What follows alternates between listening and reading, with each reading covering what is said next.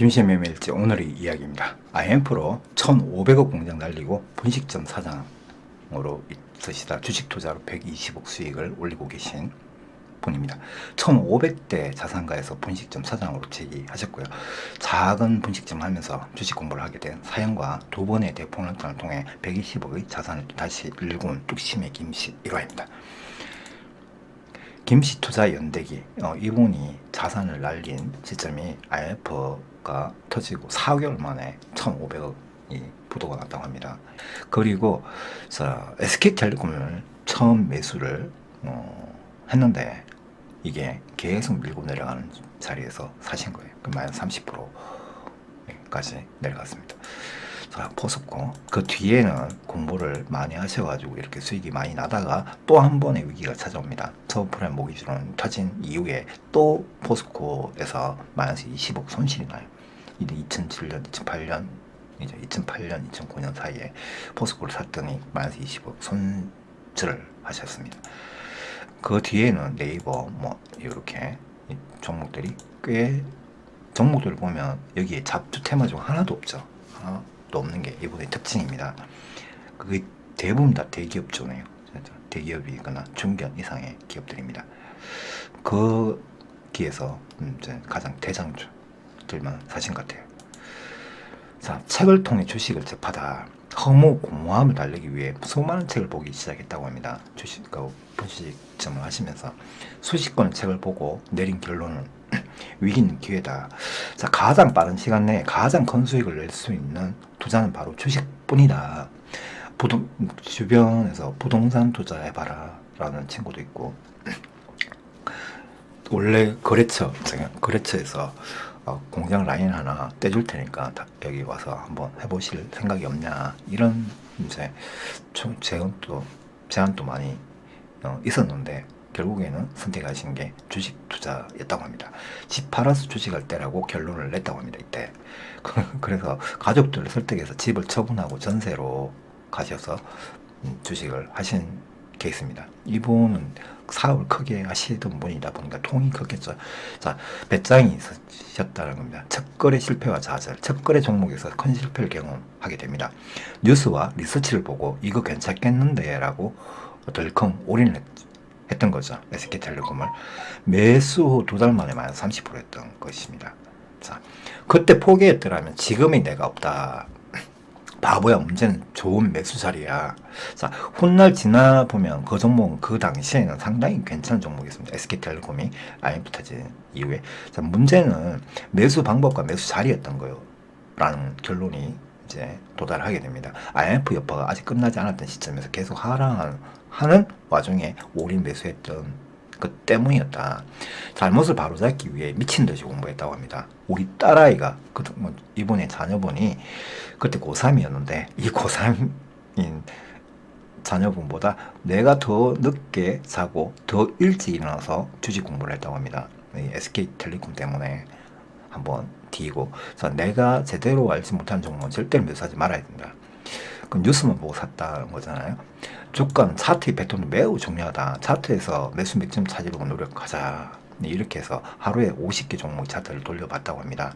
그리고 김씨가 내린 결론은 워렌 버핏도 모르는 폭락의 깊이에 대해서 나나 특정한 누군가가 단정을 하는 걸 믿지 않는다.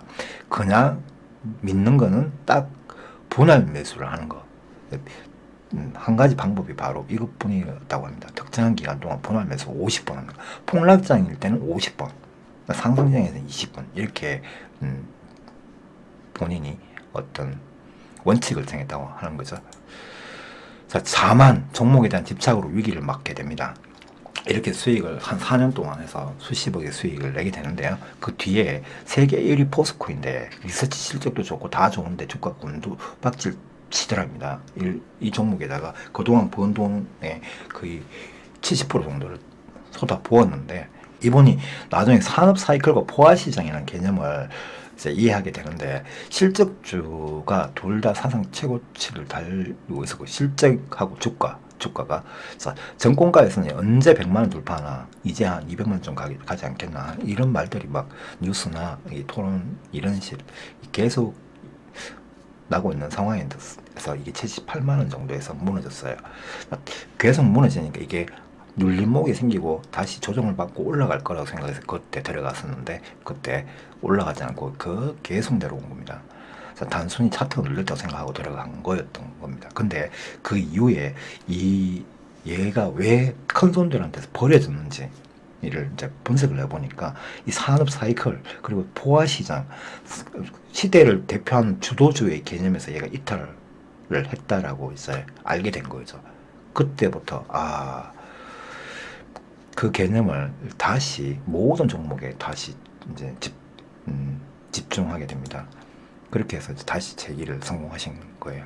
완벽하게 맞출 수는 없지만 확률을 높여야 한다. 평단가 맞추는 노력을 해야만 심리를 이길 수 있다. 매수를 결정했다면 폭락장에서는 분할 매수 50회, 그 후에 상승장에서도 20회 했다. N파동이라는 개념을 알고 아무리 좋은 종목이라도 주봉, 월봉이 이미 고점이라면 자기하고 인연이 아니라고 생각하고 매수하지 않았다고 합니다. 주봉, 월봉이 이미 고점인데 누군가가 좋다 이런 말을 하면 주봉, 월봉이 내려올 때까지 기다렸다가 사야 되는데 좋다 그러면 그냥 그날 바로 팍 사버리는 분들 있잖아요. 그런 분들은 주식에서 첫 번째 단추가 잘못 끼어진 겁니다. 다들 일봉만 보고 매수하잖아. 이분 말씀이 다들 일봉만 보고 매수하는데 월봉 주봉에 멋진 놈 매수해야지 크게 수익도 나고 마음이 편안해진다. 이거 원칙을 꼭 잘 지켜라 이 말입니다. 자, 세계 1위 삼성전자 어떻게 생각하냐고 제가 물어봤습니다.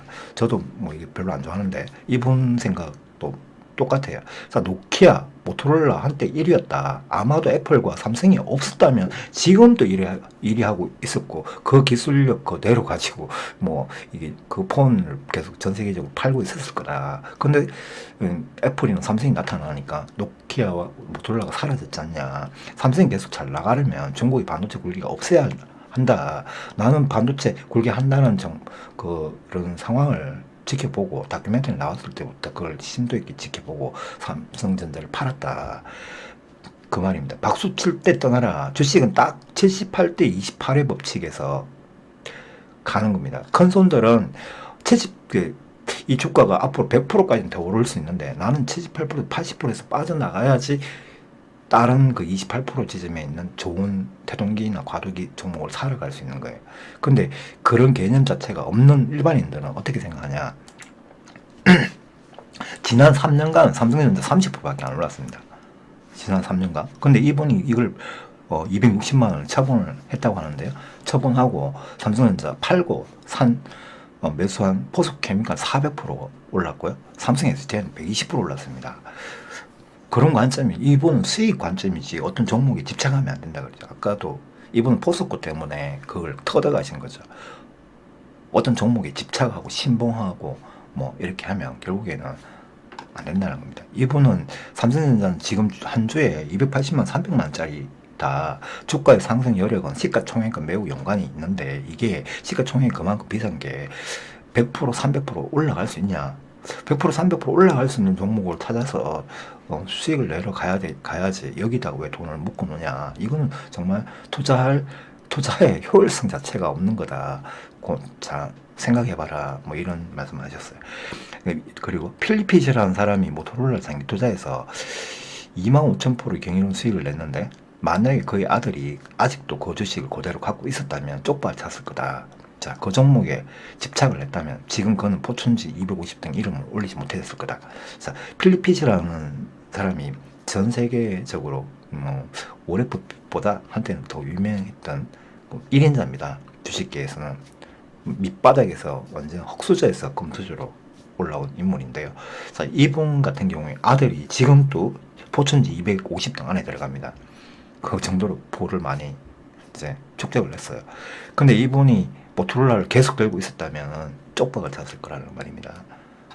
제때 잘 매도를 하고 다른 걸 사서 계속 수익 활동을 하고 있기 때문에 특정한 종목에 집착을 안 했기 때문에 이런 말씀이죠. 자, 포화시장, 경쟁 기업들 조작 트렌드, 치킨 게임을 읽어야 한다. 삼성전자도 중국의 반도체 굴기에서 안 지날 수 없다, 결코. 그래서 자기 본인은 260만 원대에서 모두 처분을 했다고 합니다. 처분하고 산 주식이 이렇게 올랐는데 삼성전자를 33년 동안 그대로 갖고 있었으면 30%, 20% 됐다, 30% 됐다가 이거밖에 안 올랐다. 그러니까 나는 매도를 잘했다는 겁니다. 팔고 산 게 포스케미칼 400%죠. 삼성 SDI 220% 올랐다고 합니다. 뭐하러 이렇게 갖고 있냐 이거입니다. 시가총액이 이미 100% 이상 올라갈 수 없는 종목이다, 삼성전자는. 그래서 나는 안 산다, 그렇게 이야기하셨습니다. 마지막 조, 폭락장을 두려워하는 개미는 던지고 폭락장을 즐거워하는 부자는 던진 주식을 산다. 뭐 이거는 많은 큰손 주식계에서 거물인 분들의 책에 보면 다 있는 말입니다. 근데 이분 또 뭐예요? 그 실천을 하시는 거잖아. 폭락장을 두려워하는 사람들은 대부분 다 개미고 손절하고 처음부터 잘못된 종목을 골랐기 때문에 손절하시는 거죠, 다들. 근데 처음부터 종목을 고르는 거, 차트 보고 매수 방법을 정확하게 좀 찾는 거, 그런 걸 연구를 해서 잠도 안 자고 이렇게 공부를 하셨기 때문에 성공하신 겁니다. IMF 때 8억에서 40억 수익 내고, 아까 그랬죠, 전세로 이 집 팔아서 전세 가면서 이 8억 마련해서 이렇게 돈을 벌었다고 합니다.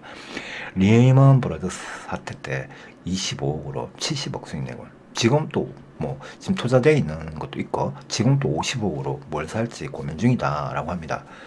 이미 사놓은 게 아니라 지금 어느 정도 더 떨어질 수도 있다라는 개념을 갖고, 일부는 들어가 있지만 일부는 아직 50억을 현금으로 갖고 조금씩 지금 모으고 있는 중이다, 이런 개념입니다. 아무리 좋은 주식이라도 20번에서 50번씩 분할 매수하는 걸 잊지 마라. 이분 조언이에요. 아무리 좋은 종목이라도 20번에서 50번 분할 매수해야 된다. 이 폭락장에서는 50번이고요. 상승장에서 20번이라고 합니다. 이분은 기본 원칙이. 자, 그리고 공부하지 않을 거면 주식하지 마라. 이게 이분 철칙이에요. 공부도 안 할 거면서 주식하면 망한다라고 합니다. 쪽박 차는 거 시간 문제다. 그만큼 위험하다. 이게 좋은 종목을 고르는 눈부터 시작해서 그 매수 자리, 그리고 매수 방법, 이런 걸 전부 다 자기 것으로 만들기 전에는 주식 매수하지 말라는 이야기입니다. 늦게 사도 되는데 꼭 보면 급하게 이 종목 좋대, 바로 올인해서 딱 사놓고는 밑으로 내려가면 걱정하고 잠도 못 자고 하는 분들 많죠. 자, 여러분들, 오늘의 김씨 연대기를 봤는데 이분은 사업가였다. 그러니까 완전히 배짱이나 이게 껌고 매점이 분명하신 것 같아요. 그래서 성공하신 것 같아요. 공부도 많이 하셨고. 자, 오늘 김씨 매매일지는 여기까지입니다. 다들 성투하시고요.